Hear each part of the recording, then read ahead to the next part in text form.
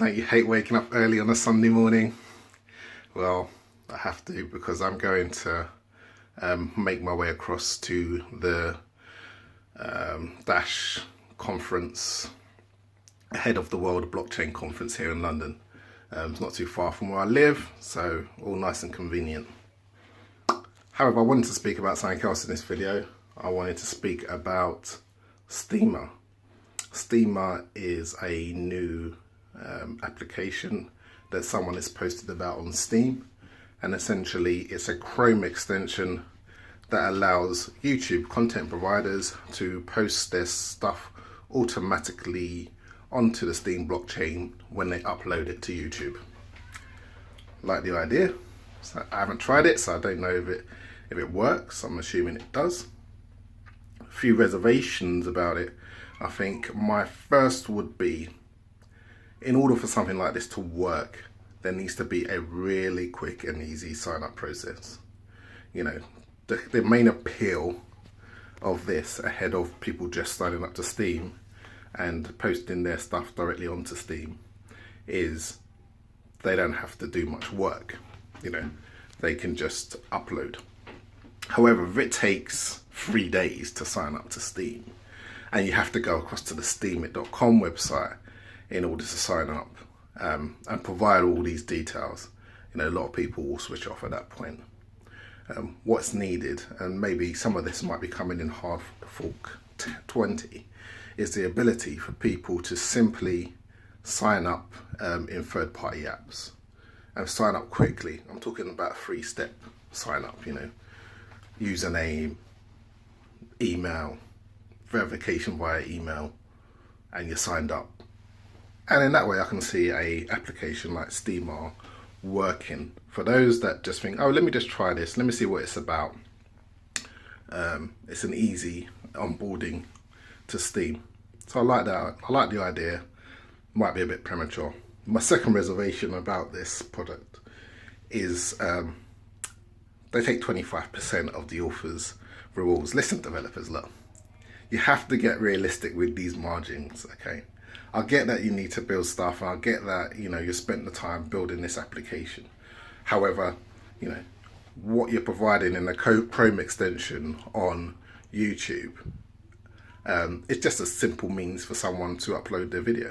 You know, once they become au fait with Steem, it doesn't take much for them to just log into Steemir, put a type, copy and paste, and embed their videos directly on Steemir.com. You know, and that will save them 25%. So I think we just need to be realistic with the margins. You know, you need to recognize that you're going for a wider appeal, bring down those margins, try and get a wider user base. You know, if you're looking at 5%, you know, that's more realistic in terms of people saying, yeah, I'll happily give away 5% if it means that I don't have to click and copy and paste into another application. So I just think, you know, I understand that some costs are sunken, and a lot of that can be redeemed potentially in terms of how you market and present your product to the wider Steem community. However, I think this trend towards developers looking for, you know, 25% of the content creators' rewards, I don't think it's realistic.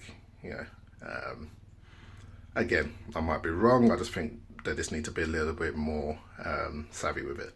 I think the third thing is the guy that's making it is new to Steemir. I've never heard of the guy.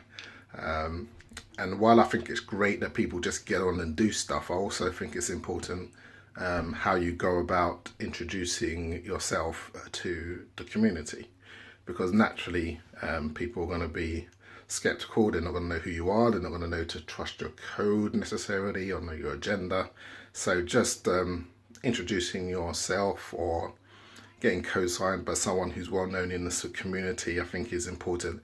And you know, if you think that Steem Fest is happening in what, 6 weeks time, that would be an ideal platform to introduce yourself, to show your product to the community, get to know people and give it more chances of a success. So it's just a little tip in terms of the way that the Steem community works, or any community works, in terms of third-party developers building apps and those apps getting accepted to the community. I have to be honest, I would like to see something like Steemir offered as part of the core Steem product. I think extensions like that, which essentially just outbuilds from steemit.com, should be potentially provided by something like Steemit Inc. Just as a convenient way to onboard new people. You know, I know we talked in the early stages of Steem about having a WordPress plugin that can be used to enable people to auto, to have comments and upvoting directly on their blogs. I think this is something similar, and I think it's something that should be part of the core product. So it'd be great to see the developer talk to Steemit Inc. potentially about providing it as a core product, and kind of not having that high markup in terms of what authors have to pay away for using it. But yeah, love the idea. I love the fact that it blows out something like Wildfire, Wild Spark provided by the Scenario AMP team. It took them 4 years to just basically provide a Chrome extension, and they were celebrating it with much fanfare. And on the Steem blockchain,